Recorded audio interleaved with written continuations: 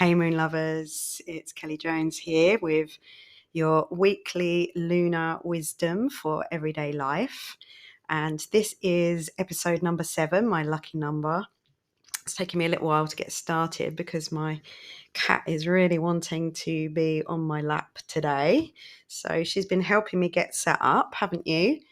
So this episode, we are going to be talking about the upcoming eclipses and preparing for the unknown of what's to come, and the spring equinox coming up. So this week we have had a little bit of warmer weather, so we've had a glimpse of spring in the air. There's daffodils everywhere at the moment and lots of rain, as we know.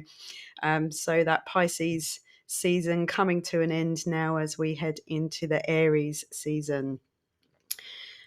So spring equinox and preparing for the upcoming eclipses and how we can use that spring equinox energy and celebrations to help us prepare for the upcoming eclipses.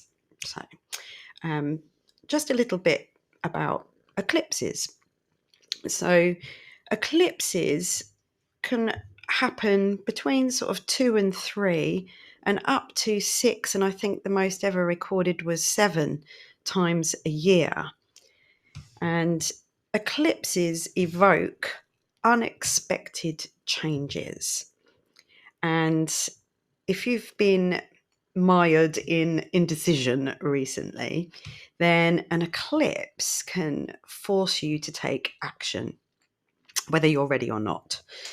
So, the best thing that we can do is to know that that is possible, because that's really what we use astrology for. Astrology doesn't tell you what's going to happen, but it gives you the likelihood of things being maybe more challenging or an easier time or a time to slow down. As we talked about last week with the new moon and the dark moon, it's a time for rest. And this week we're in that first quarter moon phase. So that's when the new moon starts to appear again and it waxes up towards the next full moon. So it's at this stage that we might come across our first challenge. Doesn't mean necessarily that we should expect challenges, but it can be if you apply it to when you plant a seed. So we sow a seed of intention at the new moon. So if we were sowing a seed into the earth, which Tom, my partner, he's a very keen gardener. He has a gardening business, but he's also been planting seeds for the vegetable patch today. And you plant the seeds, you give them water, you give them nice healthy soil, and then what you hope for is that they're going to start to grow into little seedlings. But the thing that they are going to have to do is get strong enough to push up through the soil. So that would be their first challenge. So we might come across some mud on the way. And definitely this week has been pushing up through the mud for me, because I have been having a really, really good time recently after a long time of feeling like nothing much was happening for me. Using all my manifesting skills. I think I told you about going on a vision day, and ever since I've done that vision day and I pressed the button to go to Egypt 2222, opportunities have been flying in through my inbox and otherwise. And this week has been the first week that I've been really, really busy and had to fit things into my week for quite a long time. Not that I've been doing nothing at all, but this week feels like it really is go, go, go.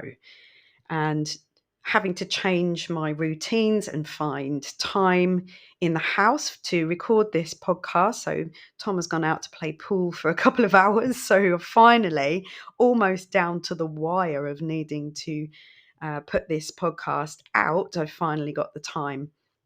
Yesterday, I should have been at my monthly poetry soul circle that I go to. It's a group of ladies where we sit together and we might meditate and we get prompts and we might pick an oracle card or a subject and we write poetry together. And quite often we read it out to each other as well. And I was heading there yesterday, but the first challenge that I came across was a flat tire. Luckily, Tom and his fellow gardening friend were in the street and they pumped my tyres up for me, all four of them, which then made me a little late leaving. And then on the way, an ambulance went past me and I didn't really get very far before the road was shut off and something very serious had obviously happened because the air ambulance was in the field. There were fire engines, ambulances, police cars completely shut off the road and I had to turn back.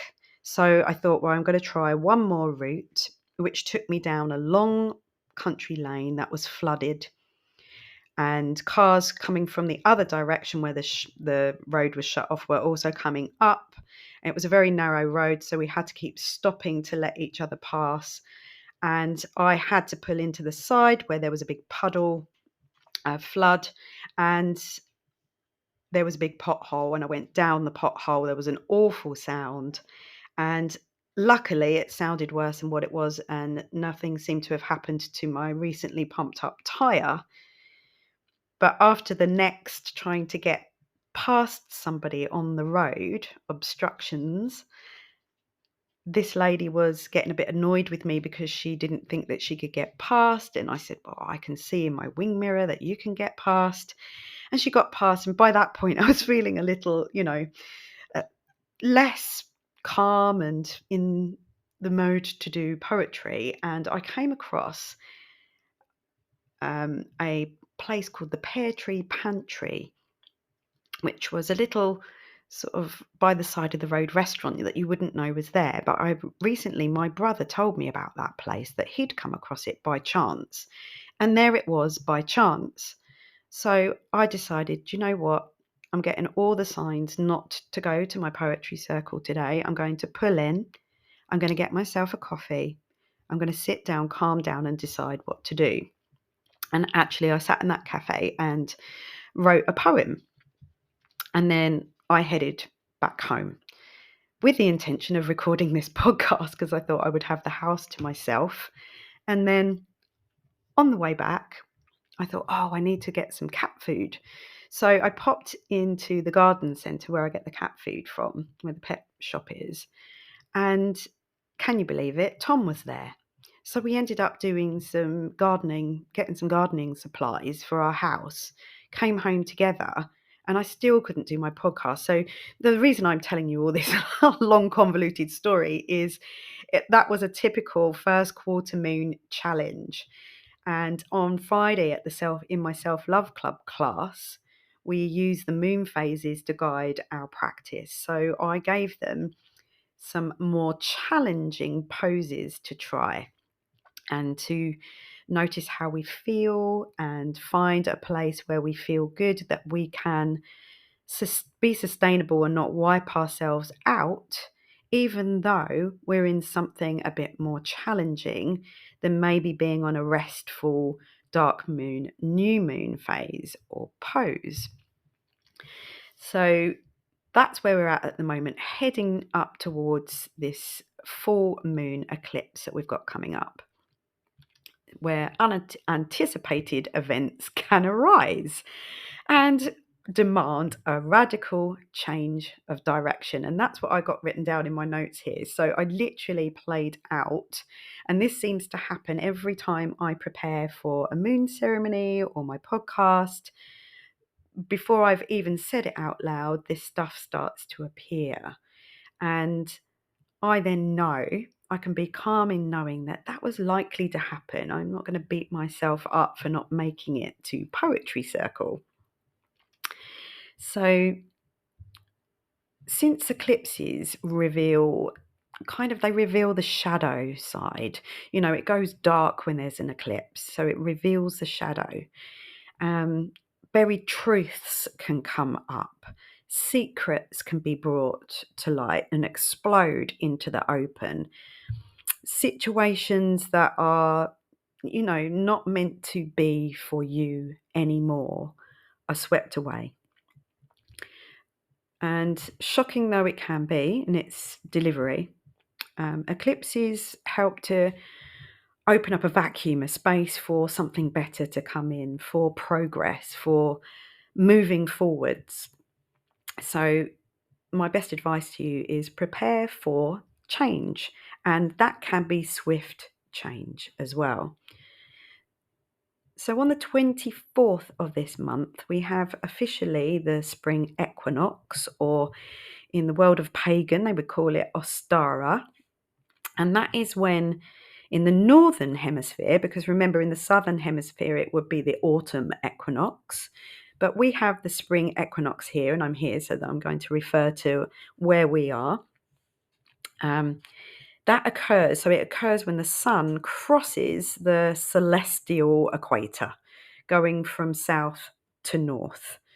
Equinoxes mark the 2 points of the year in March and September when night and day are exactly equal. So we're so glad about that, aren't we? That, that night is no longer the longest part of the daytime, that it's no longer the darkest time of the year, that the light is increasing for us in more ways than one. So, years ago and now, actually, pagans would celebrate the spring equinox, known as Ostara, which is the goddess of dawn, the goddess of spring, fertility, and rebirth. Spring equinox sort of embraces the earth, it heralds the earth, awakening from its winter sleep, its slumber, and life returning. So the perfect balance, the male sun in harmony with the female or feminine. I don't like to say male and female, but it's the masculine and the feminine of the sun and the moon together, which leads me nicely onto this eclipse that we've got coming up on the day after, on the 25th, which is a lunar eclipse. So that's an eclipse of the moon in Libra, the zodiac sign of Libra, which is the sign of balance, harmony, and relationships. And that would be, our relationships with others, our relationship with self, but more relationships with others is Libra. We've got another a new moon eclipse coming up afterwards in Aries, and that is much more about me, about the self, the I am. So this upcoming eclipse, this first one on the 25th of March, is going to be slightly less dramatic, because eclipses can be quite dramatic, but this one is what they would call a penumbral eclipse, which is a partial eclipse basically in the Venus ruled sign of Libra. So the zodiac sign of Libra is its traditional ruler is Venus, the planet Venus. So Venus represents beauty, love, money, values. So even though only part of the full moon will be shadowed, we still might have some potent moon lunar moments or turning points that open us up to new possibilities and healings in our relationships with others, with our money, and more, our values. Venus at the moment is journeying through the sign of Pisces. So the ruling planet of Libra is currently traveling through the very fluid, flowing, watery, spiritual, dreamy zodiac sign of Pisces. And she's going to cross Saturn and Neptune in that sign because she moves faster than them. Saturn and Neptune are hanging out in Pisces for quite a long time, although Neptune will be moving on. in the not too distant future. Saturn's going to be there for quite a while still, but Venus is a much faster moving planet, so she's going to be going past them, crossing past them. And when they do that, we get all the different astrological aspects happen. So when she crosses Saturn and Neptune, she's going to form what's called a sextile. So that's an aspect, and that is a harmonious, it's a good aspect to Jupiter and Uranus.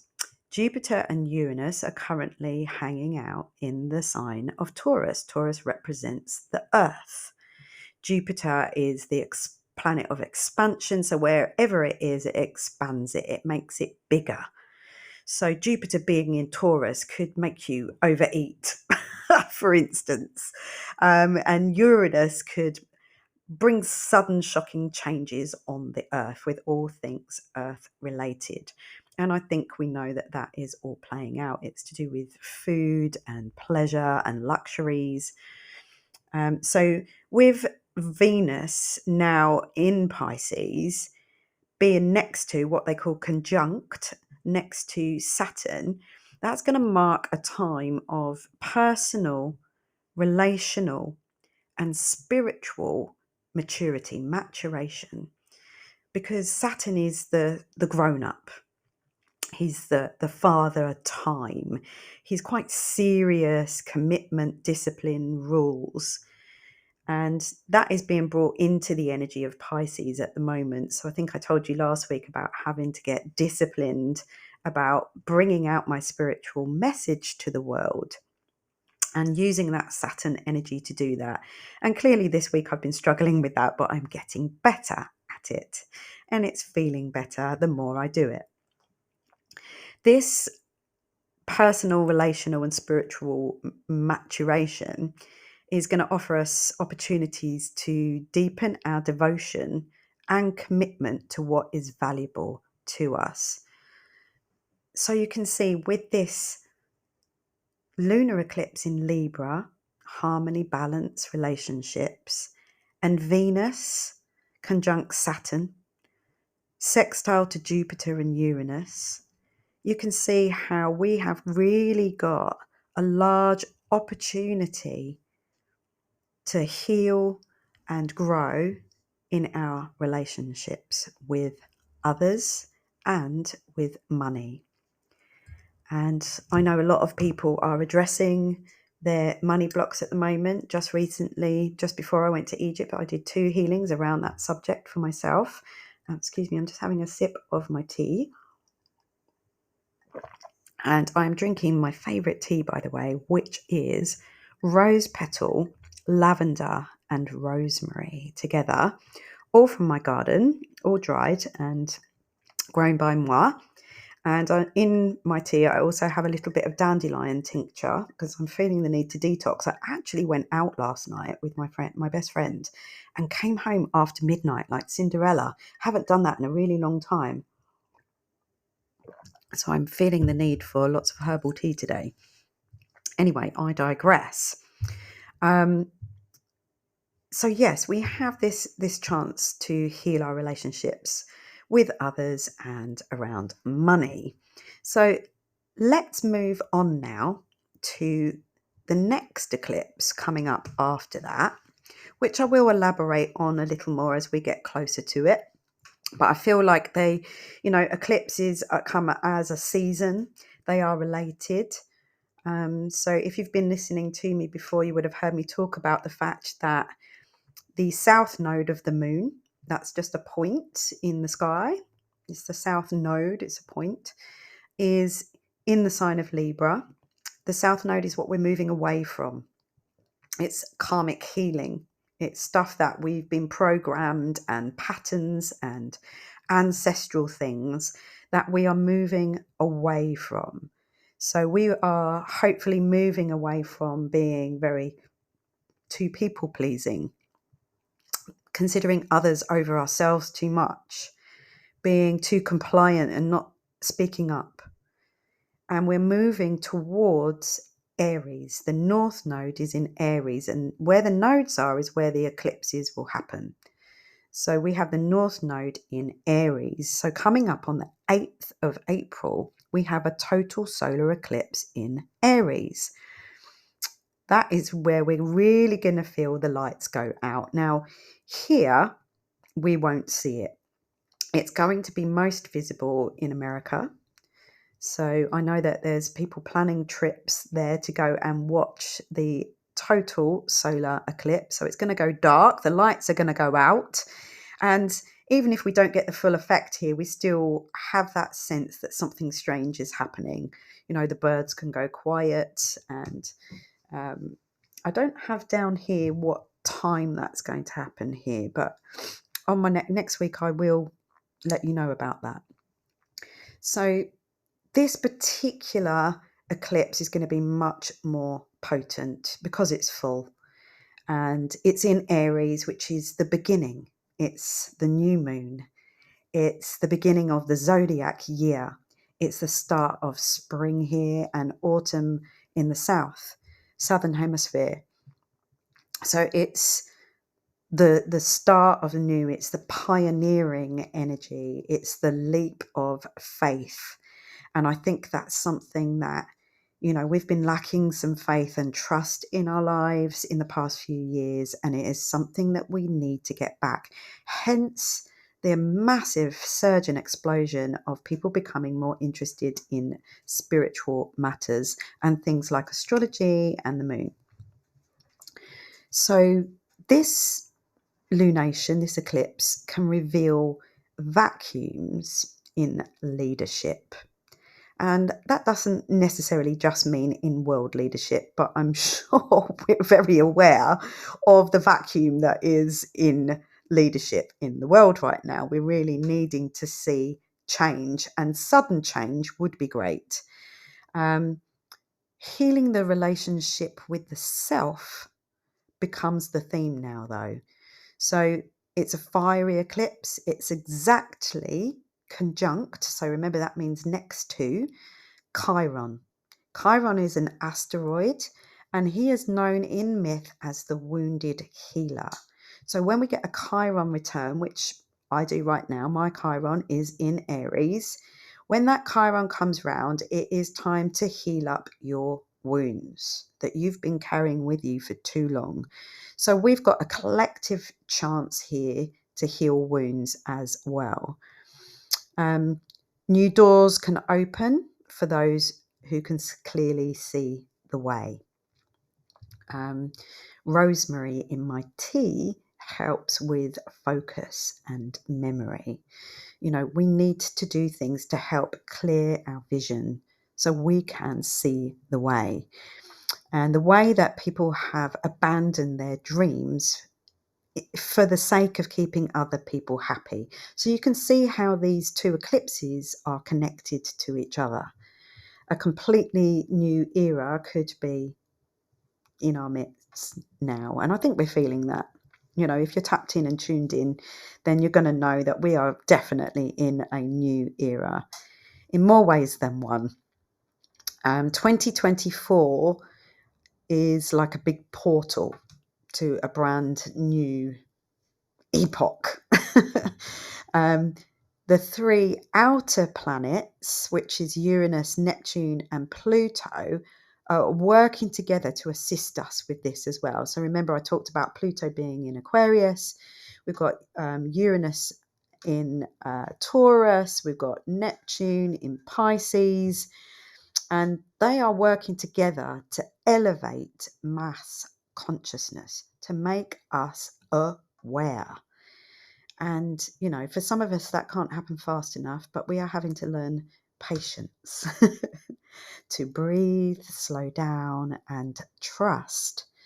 So technology and spirituality will assist this shift into a completely new paradigm that, you know, helps us with individuality, personal growth, and, you know, as more of us unplug from the matrix, you know, this mental matrix of things like capitalism and stuff like that, which I just don't really talk about. But that's what that's what's coming up. It really is a wild card. Anything could happen, but change is definitely going to happen. And we can prepare ourselves for that by using this lovely spring equinox energy, the returning sunlight after a long period of darkness. So I have just put down some ways here. So, things like a nice detox tea to help clear your insides, because when we're clogged up on the inside, our outside vision is blurred too. It's foggy. So maybe we've got lots of fresh nettles growing everywhere. The dandelions are starting to appear. Maybe go and get some fresh ones. Obviously with nettles, protect your fingers. Once they're hot and in a teapot, they won't sting you anymore. But until that point, beware. If you're very experienced at pulling out nettles like I am, then you kind of know how to do it really quickly and avoid the sting. But I still get stung sometimes when I'm not concentrating. So yeah, I highly recommend a really nice detoxing tea. And, one of the best things that signifies this spring equinox energy is the sunrise. So if you can get up early enough to be out when the sun rises, it can be, it's really powerful, because it's the time on the spring equinox when the sun is in the true east. It's not just kind of east, it's in true east. And getting up early can be a way of breaking your usual routine to go out and be with the sunrise and maybe create space for something new. Walking in notice. Walking in notice. Walking in nature. It's my favourite hashtag is stop and notice. So notice the new growth that's everywhere. Notice the increased bird song, the colours reappearing, the longer light of the day. Maybe journal and meditate. An important lesson of the equinox is learning to sense how the cycles of nature are affecting us mentally, emotionally, physically. And it's well documented that changing of levels of light have a profound effect on our psychology. The SAD, seasonal affective disorder. And the further we are from the equator, the more pronounced that is, and we don't get a lot of that here, do we? So even maybe one of these SAD lights is good for you. But getting outside for sure is the best way. Noticing how the balance of sunlight affects you personally. Most people are just so busy, they don't really take enough time to check in with how they feel at the changing of seasons. So take this moment to notice. Journaling can make it easier to track these subtle shifts, and giving thanks. What are you grateful for at this moment? What is supporting you to be alive and moving forwards? What lessons have you gained in the last year to help you grow? Things to journal on.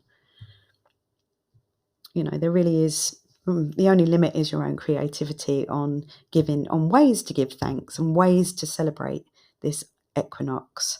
Whatever feels right to you. Maybe sing, maybe dance, make beautiful things out of natural materials. Talking of beautiful things, my friend Sue Cook is back from Florida, so we will be growing our crystal crown, so our moon goddess crystal crown business that we've started up. So looking for lots of lovely new ways, new crystals, and we've sold quite a lot of them already, so it's very exciting things. And just a couple of last things to tell you about. Have a gong bath on the spring equinox. I'm doing 2 of those, and I'm aware of the fact that I've got about 30 seconds left. So the gong bath that I'm doing is sold out. So I will hop on and put a note below just to tell you when other events are occurring. So I hope this had served you, and I just would finally like to say that I am dedicating this episode to my friend who has just recently passed, Marion Booth. See you next week.